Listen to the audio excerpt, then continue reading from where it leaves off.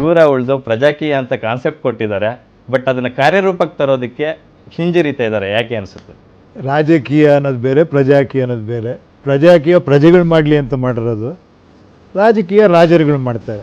ನಟರ ಅಥವಾ ಸ್ಟಾರ್ಗಳ ಎಂಟ್ರಿಗೆ, ರಾಜಕಾರಣ ಎಂಟ್ರಿಗೆ ಒಂದು ವೇದಿಕೆ ಸಜ್ಜಾಗಬಹುದಾ ಅಂತ ಕರ್ನಾಟಕದಲ್ಲಿ? ಏನು ಇಲ್ಲಿ ಬಂದೇ ಸೇವೆ ಮಾಡಬೇಕು ಅಂತೇನಿಲ್ಲ, ಎಷ್ಟೋ ಜನ ಹಾಗೇನೂ ಮಾಡ್ತಾ ಇದ್ದಾರೆ. ಎಲೆಕ್ಷನ್ ಟೈಮಲ್ಲಿ ಪ್ರಚಾರ ಮಾಡಬೇಕು, ಪಾಲಿಕೆಯಿಂದ ಹಿಡಿದು ಪಾರ್ಲಿಮೆಂಟ್ ವರ್ಗು ಎಲ್ಲ ಎಲೆಕ್ಷನ್ ಅಲ್ಲೂ ನೀವು ಅದನ್ನೇ ಮಾಡ್ಲಿಲ್ಲ ಅಂದ್ರೆ ಜನ ನಿಮ್ಗೆ ಯಾಕೆ ವೋಟ್ ಹಾಕ್ತಾರೆ? ಜನ ನನ್ನ ಕೇಳ್ತಾ ಇದ್ರು, ಕೇಳಿ ಅವ್ನು ಏನು ಮಾಡಿದಾನಂತ ಅವ್ನು ಎಲೆಕ್ಷನ್ ನಿಲ್ಸಿದ್ದೀರಿ.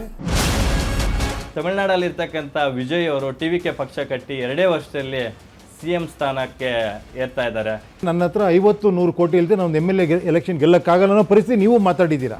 ಸಮಥಿಂಗ್ ಚೇಂಜ್ ಬೇಕು ಅಂತ ಜನ ಬಯಸ್ತಾ ಇದ್ದಾರೆ, ಎಸ್ಪೆಷಲಿ ಜನರೇ. ಪಾರ್ಟಿಗಳನ್ನ ಚೇಂಜ್ ಮಾಡೋ ಬದಲು ಪಾಲಿಟಿಕ್ಸ್ನೇ ಸ್ವಲ್ಪ ಚೇಂಜ್ ಮಾಡಿ ಅಂತ. ಪೀಪಲ್ಸ್ ಪೊಲಿಟಿಕಲ್ ಪಾರ್ಟಿ ಅಷ್ಟೇ. So it's a basically O political party. ಹೌದೌದು. ಅದ್ರ ಉದ್ದೇಶ ಏನು ಸರ್? ಪೀಪಲ್ ಅಷ್ಟೇ. ಈಗಿನ ಜೆನ್ಸಿಗಳಿಗೆ ನಿಮ್ಮ ಐಡಿಯಾಲಜಿ ಪ್ರೊಸೆಸ್ ಅರ್ಥ ಆಗುತ್ತೆ. 40 ವರ್ಷ 35 ವರ್ಷ ಆಪ್ ಡೌನ್ಲೋಡ್ ಮಾಡಿ ಅಷ್ಟು ನೋಡುವಷ್ಟು ಪೇಷನ್ಸ್ ಅವರಿಗೆ ಇರುತ್ತೆ ಕೂಡ. ಇನ್ನು ಸ್ವಲ್ಪ ಜನಕ್ಕೆ 30% ಅರ್ಥ ಆಗಲಿ, ಒಂದು ಚೇಂಜ್ ಆಗುತ್ತೆ. 2017ರಲ್ಲಿ ನಾನು ಬಿತ್ತಿದ ಬೀಜ ಇವತ್ತು ಮೊಳಕೆ ಹೊಡೆದಿದೆ.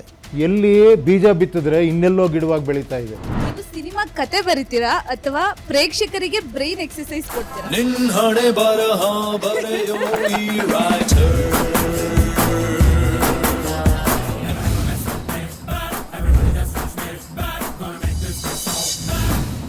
ಉಪ್ಪಿ CM ಫಾರ್ಮುಲಾ ವೀಕ್ಷಿಸಿ ಇಂದು ರಾತ್ರಿ 8 ಗಂಟೆಗೆ.